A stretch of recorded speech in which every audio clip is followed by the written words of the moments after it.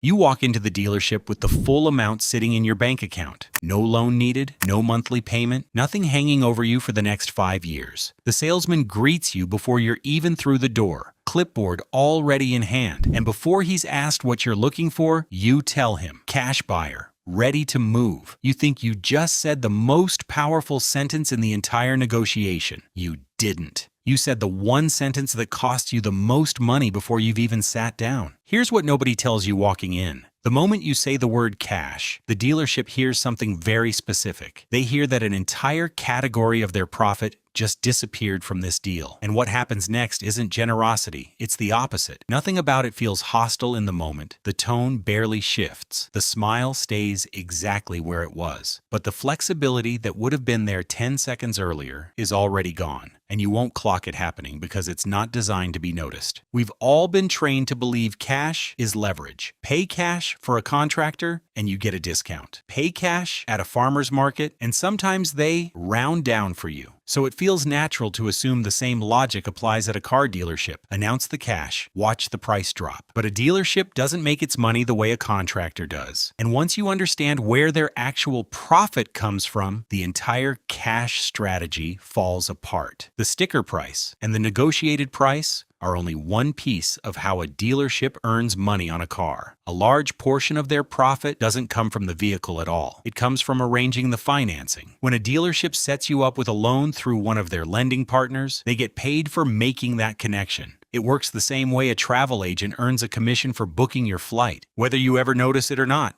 That commission is real money, and it's built into the business the same way rent and payroll are. So the second you say you're paying cash, that entire revenue stream vanishes from the deal. No lending partner payout, no finance office paperwork, no commission. And a dealership doesn't just shrug and let that money go. They make it up somewhere else, and the only place left to make it up is the price of the car sitting in front of you. The manager who normally has room to move suddenly has less. The extras that might have been thrown in for free, floor mats, an extra key fob, a full tank of gas, those quietly disappear too. You didn't just remove their financing profit, you handed them a reason to hold firm on everything else in the deal. And financing isn't even the only piece sitting behind that curtain. The finance office is where warranty packages, protection plans, and paperwork fees all get bundled together. And every one of those is priced with room built in for you to negotiate down. A cash buyer never sees the inside of that room the same way. There's no loan paperwork to walk you through, no reason to sit you down for 20 minutes.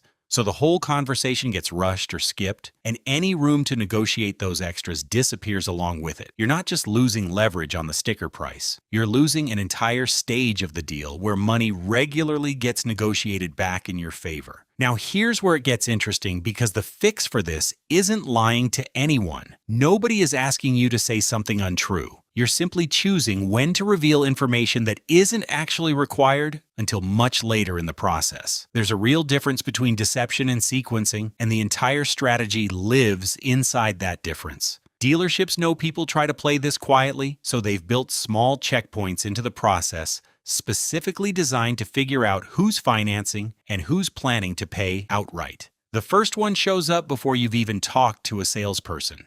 Someone hands you a clipboard or a tablet asking for your name, the car you're interested in, and how you intend to pay. It's usually sitting on a little podium near the entrance, half buried under a stack of brochures, and it feels like nothing more than routine paperwork. It's not. It's the first filter, and how you answer that one line shapes how flexible everyone in the building treats you for the rest of the visit. The second checkpoint comes when they offer to run your credit. They'll frame it as routine, something they need to move the process along. In reality, this step exists to confirm you're still planning to finance, not to actually evaluate whether you qualify. If you've already told them you're paying cash, this step often gets quietly skipped, and skipping it is a signal that your leverage in the room just dropped. The third checkpoint happens inside the finance office itself, when someone starts filling out loan paperwork before you've agreed to any specific terms. By that point, you've confirmed your intent to finance 2 or 3 separate times without ever realizing you were being tested at all. So here's what you actually do instead. Walk in as a financing buyer. Don't bring up cash at any point during the negotiation. When the clipboard comes out, mark financing. This keeps every door open and keeps you classified as the type of customer who gets the most flexibility on price. Once you get down to the dollar amount, negotiate the price of the car as hard as you would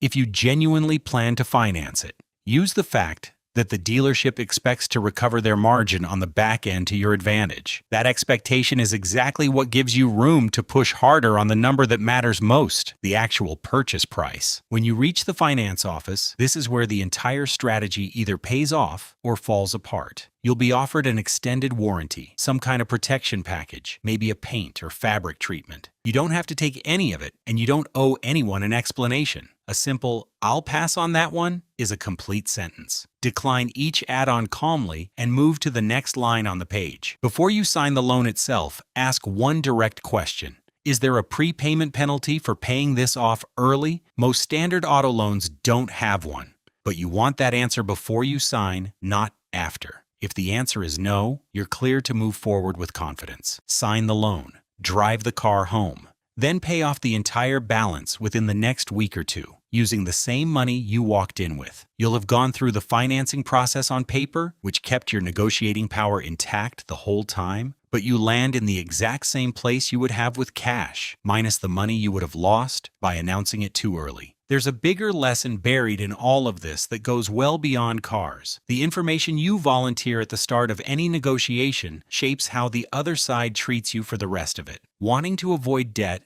isn't the mistake here. Having the money ready isn't the mistake either. The mistake is giving away your leverage before you've even sat down, because once it's gone, there's no getting it back in that same conversation. None of this requires more money than you already have. It doesn't require knowing some secret about engines or trim levels or invoice pricing. It just requires understanding the order things need to happen in and letting that order work for you instead of against you. Next time you're standing in a dealership with the means to pay outright, remember what that first sentence actually costs. Saying the word cash too early doesn't win you the negotiation. It ends it before it's even started. And not in your favor. Stay quiet. Play the process the way it's designed to be played, and you walk out with the same result for less money. If this changed how you'll think about your next car purchase, subscribe for more breakdowns like this one, where we take apart the financial decisions you make every day and show you exactly what's happening behind them.